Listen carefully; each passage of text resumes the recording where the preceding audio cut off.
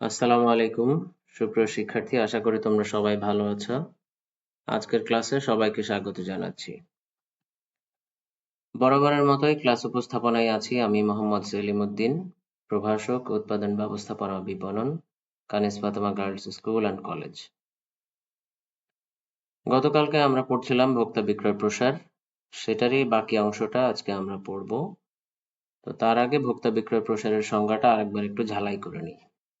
চূড়ান্ত ভোক্তাদের পণ্য কিনতে উৎসাহিত করার জন্য স্বল্প মেয়াদে যে সকল উদ্দীপনামূলক কার্যক্রম হাতে নেওয়া হয় তাকে ভোক্তা বিক্রয় প্রসার বলে। তোমাদের কি বিক্রয় প্রসারের সংজ্ঞা মনে আছে?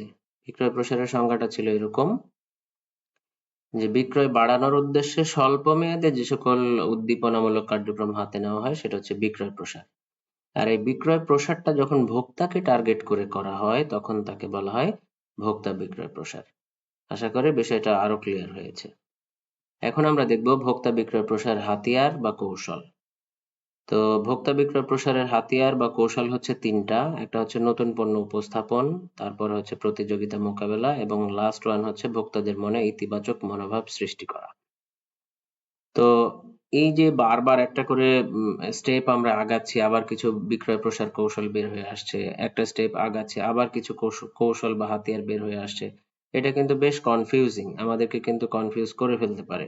সেই কনফিউশন দূর করতে শেষে একদম মানে এই চ্যাপ্টারের শেষে আমি ধারাবাহিকভাবে এটা আরেকবার উপস্থাপন করব, তাহলে তোমরা আশা করি কনফিউশনটা তোমাদের থাকবে না। সো আপাতত আমরা পড়ছি ভোক্তা বিক্রয় প্রসার হাতিয়ার, যার প্রথমেই রয়েছে নতুন পণ্য উপস্থাপন।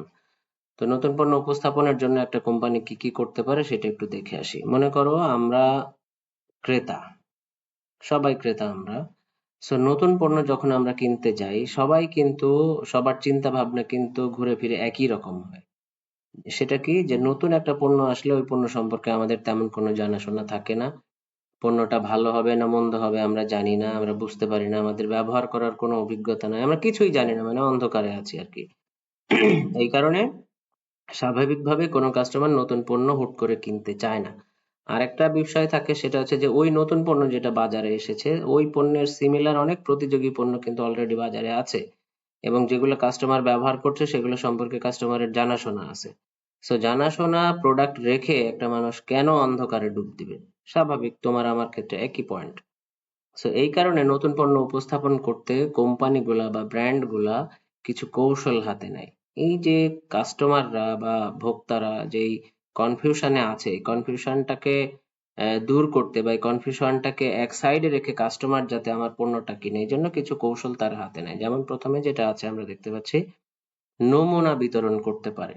যে প্রোডাক্টটা আমি নতুন বাজারে ছেড়েছি এই প্রোডাক্টের কিছু নমুনা আমরা আমাদের ভোক্তাকে দিতে পারি ব্যবহারের জন্য। যেমন আমরা মোবাইল যদি কিনতে চাই, দেখবো যে মোবাইলের শোরুমে ফোন ডিসপ্লে করা আছে। কেন ডিসপ্লে করা আছে? আমরা চাইলে সেই ফোনটা হাতে নিয়ে ছবি তুলতে পারছি, কল দিতে পারতেছি। কল দেওয়ার অপশন থাকে না, সিম লাগানো থাকে না, জাস্ট বললাম আর কি। তো আমরা ছবি তুলতে পারছি, ইন্টারনেট চালাতে পারছি, বা আমরা যেভাবে টেস্ট করা যায় টেস্ট করতে পারছি। সো যখন একজন কাস্টমার নতুন পণ্যটা হাতে নিয়ে ইউজ করে বা কিছুক্ষণ চালায়, দেখার সুযোগ পায়, বোঝার সুযোগ পায়, তখন কিন্তু তার মনের ওই কনফিউশনটা কিছুটা হইলেও দূর হয়। সে একটা সিদ্ধান্তে আসতে পারে যে না, একেবারে অন্ধকারে আমি আর নাই, আমি তো কিছুক্ষণ চালাইলাম, দেখলাম ফোনটা ভালোই, ছবি ভালোই ঝকঝকা আসে। সো নমুনা পণ্য বিতরণের মাধ্যমে কিন্তু কাস্টমারের মনের ওই কনফিউশনটা দূর করে কাস্টমারকে নতুন পণ্য ধরিয়ে দেওয়া সম্ভব। তারপরে আসছে প্রিমিয়াম। প্রিমিয়াম কাকে বলছি আমরা মার্কেটিং এর ক্ষেত্রে? প্রিমিয়াম হচ্ছে সেই জিনিস, একটু উদাহরণ দিয়ে বোঝাই তাহলে আরো ক্লিয়ার হবে। ধরো অনেক সময় প্যারাশুটের তেলের সাথে 30% বা 40% এক্সট্রা দেয় না? এই টাইপের এক্সট্রা দেওয়াটাই হচ্ছে প্রিমিয়াম, মানে রেগুলার প্রোডাক্টের সাথে কিছু এক্সট্রা প্রোডাক্ট ধরিয়ে দেওয়াই হচ্ছে প্রিমিয়াম। এখানে তোমাকে ফ্রি দিচ্ছে বাট ফ্রিটার ধরন আছে। ধরনটা কি? যে ফ্রি দিচ্ছে সেই ফ্রিটা হচ্ছে ওই ওই পণ্যটাই তোমাকে ফ্রি দিচ্ছে। যেমন সাবানের সাথে সোপ কেস ফ্রি, বিষয়টা এরকম না। তোমাকে সাবানের সাথে সাবানই ফ্রি দিচ্ছে, হয়তো বা 10% বা 20%, 10 গ্রাম 20 গ্রাম। সো যখন সেম প্রোডাক্টই তোমাকে ফ্রি হিসাবে একটু বেশি করে দেওয়া হয় তখন ওই ফ্রিটাকে বলি আমরা প্রিমিয়াম। আশা করি তোমরা বুঝতে পেরেছো। সো নতুন পণ্য উপস্থাপনের ক্ষেত্রে আমরা যদি প্রোডাক্টে 50% 30% বেশি দিয়ে দিই, 100 গ্রামের জায়গায় 120 গ্রাম দিই, তখন কাস্টমার কিন্তু কিছুটা কনফিউশন এক সাইডে রেখে হইলেও পণ্যটা কিনতে কিছুটা আগ্রহ দেখায়। তারপরে সৌজন্য পণ্য দেওয়া। সৌজন্য পণ্য মানে এককালীন কিছু পণ্য তোমাকে দিয়ে দিল। যেমন আমরা আমাদের কথা যদি বলি, বিভিন্ন সময় আমাদের কাছে বই কোম্পানিগুলো তাদের বই নিয়ে এসে আমাদেরকে স্যাম্পলিং করে যে স্যার এই বইটা আপনি পড়েন, যদি আপনার মনে হয় যে বইটা ভালো তাহলে আপনার স্টুডেন্টদেরকে বলে দিয়েন। তখন হয়তো বা আমরা আমাদের স্টুডেন্টদেরকে রেফার করি। ডাক্তারের কাছে দেখবে যে সেলস রিপ্রেজেন্টেটিভ যারা আছে ওষুধ কোম্পানির, তারা স্যাম্পল প্রোডাক্ট দেয় যে স্যার আপনি ইউজ করে দেখেন, প্রোডাক্টটা যদি ভালো হয় আপনি আপনার পেশেন্টদের জন্য আপনার প্রেসক্রিপশনে লিখে দিয়েন। সেভাবে সৌজন্য পণ্য দেওয়ার মাধ্যমে নতুন পণ্য কিন্তু উপস্থাপন করা যেতে পারে। তারপরে কি হতে পারে? Money back guarantee. নতুন পণ্য কেনার ক্ষেত্রে কাস্টমার সবসময় যেটা মানে সবচেয়ে বেশি কনফিউশনে থাকে যে আমি একটা নতুন মোবাইল কিনলাম নতুন ব্র্যান্ডের, দেখা গেল এক সপ্তাহ পরে নষ্ট হয়ে গেল, আমার টাকাটাই তো পানিতে পড়লো। সো সেই ক্ষেত্রে কোম্পানি যদি ওই ক্রেতাকে মানি ব্যাক গ্যারান্টি দিয়ে থাকে, আহ, যে আপনি চালান 6 মাস বা 1 বছরের গ্যারান্টি দিলাম আমরা, এর মধ্যে যদি আপনি নষ্ট করতে পারেন বা আপনি যদি সন্তুষ্ট না হন আপনার টাকা আমরা ফেরত দেব। সো এইটা কিন্তু খুবই শক্তিশালী একটা কৌশল, যেটা কাস্টমারের মনে সমস্ত কনফিউশনকে দূর করতে সম্ভব, মানে সক্ষম। মানি ব্যাক গ্যারান্টি আর অর্থ ফেরত পদ্ধতি বেসিক্যালি একই, দুইবার দেওয়া আছে। তো নতুন পণ্য উপস্থাপনের ক্ষেত্রে একটা ব্র্যান্ড বা একটা কোম্পানি তার পণ্যকে কাস্টমারের কাছে পৌঁছে দেওয়ার ক্ষেত্রে এই সকল কৌশলগুলো ব্যবহার করতে পারে। এবারে আমরা দেখব সেকেন্ড যে পয়েন্টটা ছিল সেটা হচ্ছে প্রতিযোগিতা মোকাবেলার জন্য আমরা কি কি করতে পারি। প্রতিযোগিতা মোকাবেলার জন্য স্বল্পকালে আমরা এই 4টা কৌশল ব্যবহার করতে পারি। একটা হচ্ছে মূল্য ছাড়, কুপন দিতে পারি। কুপন, কাস্টমারকে কুপন সরবরাহ করলাম, কাস্টমার কুপনে যে ডিসকাউন্ট পাইলো সেই ডিসকাউন্টটা আমরা তার পণ্যের দাম থেকে বাদ দিয়ে দিলাম। এতে হবে হবে কি যে কাস্টমাররা রেগুলার অন্যান্য প্রোডাক্ট কিনতো সেগুলো বাদ দিয়ে যখন দেখলো যে এই প্রোডাক্টে কিছুটা কুপন পাওয়া যাচ্ছে, ছাড় পাওয়া যাচ্ছে, তখন স্বাভাবিকভাবে সে আগ্রহ দেখালো এবং কিনে নিল। এটা একটা মানে সুন্দর কৌশল হতে পারে আরকি। তারপরে বিক্রয়োত্তর সেবা। এখন আস্তে আস্তে সব পণ্যেই মানে যেসব পণ্য আসলে বিক্রয়োত্তর সেবার সাথে সম্পৃক্ত, এরকম সব পণ্যেই কোম্পানিগুলো বিক্রয়োত্তর সেবা দেয়। এতে কাস্টমার কিছুটা কনফিডেন্ট হয় যে আমার প্রোডাক্টটা আমি কিনলাম মানে আমি অন্ধকারে ঢিল মারলাম, বিষয়টা এরকম না। আমার পিছনে সাপোর্ট হিসাবে কোম্পানি আছে একটা নির্দিষ্ট সময় পর্যন্ত। যদি কোনো সাপোর্ট লাগে, আমার প্রোডাক্টটা যদি নষ্ট হয়ে যায়, কোম্পানি আমাকে সেই সার্ভিসটা করে দিবে। তারপরে কি করা যেতে পারে? প্রদর্শনী এবং মেলা করা যেতে পারে। আমরা অনেক সময় দেখি যে এই এই বাজার ঘাটে রাস্তাঘাটে দেখবা যে মোবাইল সিমের একটা ছাতার নিচে বসে একটা ছোট চেয়ার টেবিল নিয়ে বসে গ্রামীণ ফোনের মেলা বলছে, এরকম দেখেছো না? সো এই যে প্রদর্শনীটা করছে বা এরকম মেলাও করে অনেক সময় আর একটু বড় পরিসরে, তো মানুষ রাস্তা দিয়ে হেঁটে যাওয়ার সময় চিন্তা করছে যে এত সুন্দর অফার দিয়েছে গ্রামীণ ফোন, তাইলে একটা সিম কিনেই নি, দাম দিয়েছে 50 টাকা, আবার ফ্রি দিয়েছে 50 জিবি, তাহলে কেনাই যায়।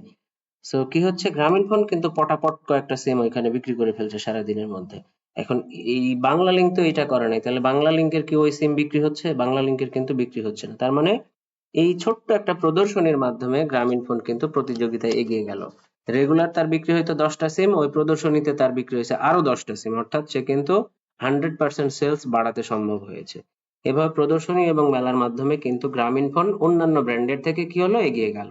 এভাবে কিন্তু কোম্পানিরা এই কৌশলটা ব্যবহার করে তারা কিন্তু বিক্রয় প্রসার করতে পারে। শেষেরটা হচ্ছে মূল্য ছাড় মৌখিকরণ। অনেক সময় আমরা বিজ্ঞাপনে দেখি যে এরকম বলে যে লাক্স সাবানে 2 টাকা ছাড়, ছোট্ট করে লাক্স সাবানের মোড়কের কোনায় লেখা আছে 2 টাকা ছাড়। 2 টাকা আসলে এমন বড় কিছু ছাড় না, বাট তারা এমন ভাবে ফোকাস করে যে তোমার মানে তুমি ভাববে যে অনেক বড় কিছু পেয়ে গেছে। তো মোড়কের গায়ে যে ছাড় উল্লেখ করা থাকে সেটাকে বলা হয় মোড়কীকরণ ছাড়। এই মোড়কীকরণ ছাড় দিলে প্রতিযোগিতায় মানে লাক্স সাবানের সিমিলার অন্যান্য যেসব সাবান আছে তার চাইতে যেহেতু লাক্স সাবান এখন 2 টাকা কমে পাচ্ছি আমরা, সো আমরা স্বাভাবিকভাবে লাক্স সাবান কিনবো।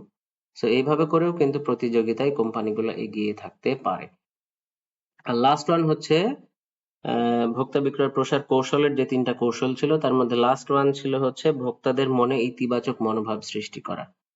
আসলে ভোক্তাদের মনে ইতিবাচক মনোভাব সৃষ্টি করতে গেলে এখানে টাকা পয়সা তেমন একটা ম্যাটার করে না।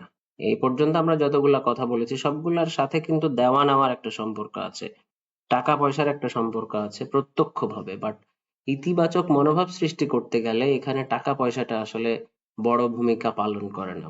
বড় ভূমিকা পালন করে হচ্ছে একটা পজিটিভ ইমপ্রেশন। সেটা কিভাবে সৃষ্টি করা যায় আমরা একটু দেখি। ভোক্তাদের মনে যদি আমরা ইতিবাচক মনোভাব সৃষ্টি করতে চাই তাহলে এই 4টা কাজ আমাদের করতে হবে। প্রথম হচ্ছে শুভেচ্ছা জ্ঞাপন করতে পারি আমরা ভোক্তাদের। যেমন আমাদের কথাই বলি, আমাদের উদাহরণ, টিচারদের উদাহরণ যেহেতু একটু আগে দিলাম। পাঞ্জেরি পাবলিকেশনস আমাদেরকে বই দিয়ে যায় এবং আমাদের বিভিন্ন তথ্য তাদের কাছে আছে, মোবাইল নাম্বার বা ইত্যাদি নাম টাম সব আছে।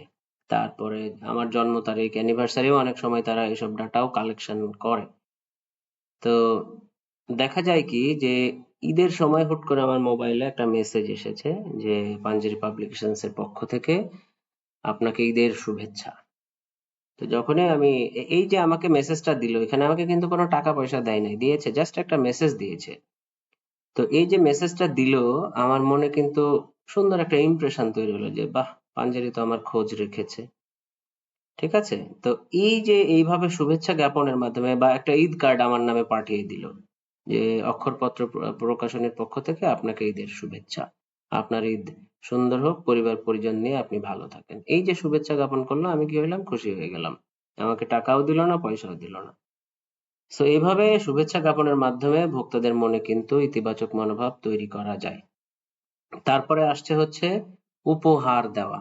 অনেক সময় কোম্পানিগুলো শুভেচ্ছা তো দেয়ই, এর পাশাপাশি উপহারও দেয়। মনে করো অ্যানিভার্সারিতে বড় একটা ডিনার সেট নিয়ে এসে উপহার দিল যে স্যার আপনাদের অ্যানিভার্সারি, হ্যাপি অ্যানিভার্সারি, এটা আমাদের পক্ষ থেকে আপনাদের জন্য উপহার।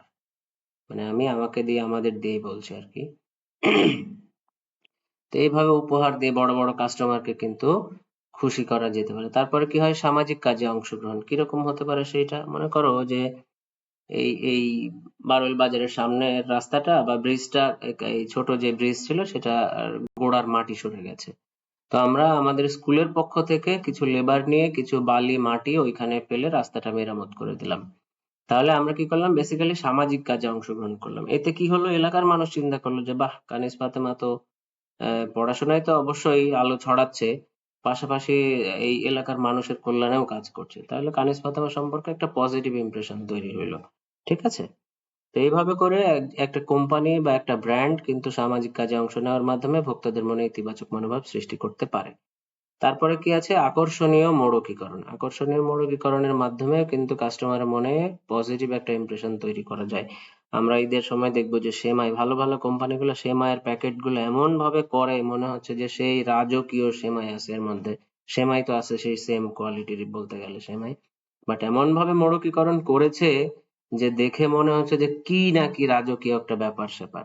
পাঞ্জাবি কিনতে গেছে, পাঞ্জাবির প্যাকেটটা এমন চমৎকার করে করা, দেখে মনে হচ্ছে যে প্যাকেটের দামই 500 টাকা। সেরকম আকর্ষণীয় মোড়কীকরণ করার মাধ্যমে প্রোডাক্ট সম্পর্কে, কোম্পানি সম্পর্কে কিন্তু পজিটিভ ইমপ্রেশন তৈরি করা যায়। সো এই ছিল বেসিক্যালি ভোক্তা বিক্রয় প্রসারের 3টা কৌশল। এখন আমি যেটা বলছিলাম যে ক্লাসের শেষে তোমাদেরকে বিক্রয় প্রসারের যে হাতিয়ার বা কৌশলগুলো ধারাবাহিকভাবে আসছে সেটা সম্পর্কে ব্রিফ করব। এটা এটা নিয়ে আমি আলাদা একটা স্লাইড বানাবো। তো তার আগে আমরা হচ্ছে নিজেদেরকে এ পর্যায়ে একটু যাচাই করব। রূপালী গার্মেন্টস একটি পোশাক প্রস্তুতকারী ও বিক্রয়কারী প্রতিষ্ঠান। এটি ক্রেতাদের পছন্দ ও রুচি অনুযায়ী শার্ট, প্যান্ট, সালোয়ার কামিজ, বোরখা প্রভৃতি পোশাক তৈরি করে বিক্রি করে। এটি পণ্য কেনায় ক্রেতাদের উৎসাহিত করার জন্য মূল্য ছাড়, উপহার, কুপন, বোনাস প্রভৃতি কৌশল ব্যবহার করে। সম্প্রতি প্রতিষ্ঠানটি বাজার সম্প্রসারণ ও বিক্রি বাড়ানোর কথা ভাবছে। এজন্য বিভিন্ন রং, ভাষা, শব্দ ও ছবি ব্যবহার করা যায় এমন একটি মাধ্যমে পণ্যের বিজ্ঞাপন দেওয়ার সিদ্ধান্ত নিয়েছে। প্রশ্নটা হচ্ছে, উদ্দীপকে বিপণন প্রসারের কোন কৌশল ব্যবহার করেছে? উদ্দীপকে বিপণন প্রসারের কোন কৌশল ব্যবহার করেছে? উদ্দীপকে বিপণন প্রসারের তোমাকে আগে ফোকাস করতে হবে যে প্রশ্নের দিকে। প্রশ্নে বলেছে যে বিপণন প্রসারের কোন কৌশল ব্যবহার করছে। বিপণন প্রসারের কৌশল কয়টা মনে আছে? বিপণন প্রসারের কৌশল হচ্ছে 5টা। একটা হচ্ছে বিজ্ঞাপন, ব্যক্তিক বিক্রয়, জনসংযোগ, প্রত্যক্ষ বিপণন এবং বিক্রয় প্রসার। এই 5টাতে তোমাকে ফোকাস করতে হবে, বাকি দুনিয়ার সবকিছু ভুলে যেতে হবে। সো এখানে আমরা যেটা দেখতে পাচ্ছি যে এইখানে যে কাজটা করা হয়েছে সেটা হচ্ছে বিক্রয় প্রসার কৌশল হাতে নেওয়া হয়েছে। আশা করি বিষয়টা ক্লিয়ার হয়েছে। আচ্ছা, এবারে আসি পরের প্রশ্নে। পলি ও ঝর্ণা কলেজের জন্য নতুন ব্যাগ কিনলো, তারা ব্যাগের সাথে চাবির রিং ফ্রি পেল। পলি ঝর্ণাকে বলল ব্যাগের সাথে চাবির রিং ফ্রি একটি বিক্রয় প্রসার কৌশল। এর মাধ্যমে প্রতিষ্ঠানটি প্রতিযোগিতামূলক বাজারে অবস্থান দখল করে এবং ক্রেতাদের কাছ থেকে দ্রুত সাড়া পাওয়ার ব্যবস্থা করে। এখন প্রশ্ন হচ্ছে যে ব্যাগের সাথে চাবির রিং ফ্রি কি ধরনের বিক্রয় প্রসার কৌশল? এখানে বলেই দিয়েছে যে এটা একটা বিক্রয় প্রসার কৌশল, কিন্তু প্রশ্ন হচ্ছে বিক্রয় প্রসার কৌশল তো হচ্ছে ৩ ধরনের। তো এখানে কোন ধরনের কথা বলা হয়েছে? ৩ ধরনের কি কি ছিল? ভোক্তা বিক্রয় প্রসার কৌশল, কারবার প্রসার কৌশল এবং বিক্রয় বাহিনী কৌশল। সো এখানে দেখো তিনি যে কাজগুলা করেছেন সেটা হচ্ছে ভোক্তাদের টার্গেট করে করা। সুতরাং নরমালি আমরা বলতে পারি যে তিনি ভোক্তা বিক্রয় প্রসার কৌশল ব্যবহার করেছেন। সো এরকম আরো কিছু প্রশ্ন এখানে আমি দিয়েছি, এগুলা বই থেকেই দেওয়া, তোমরা বই খুঁজলেই পেয়ে যাবে। সো আজকে এই পর্যন্তই। সবাই ভালো থাকবে, সুস্থ থাকবে। তোমাদের পড়া হচ্ছে যা থিওরি পড়িয়েছি সেটা, পাশাপাশি পাঠ সংশ্লিষ্ট অনুশীলনীতে যত জ্ঞান এবং অনুধাবনমূলক প্রশ্ন আছে সেগুলো তোমরা মুখস্থ করবে সালে। ঠিক আছে? সবাইকে ধন্যবাদ। আল্লাহ হাফিজ। আসসালামু আলাইকুম।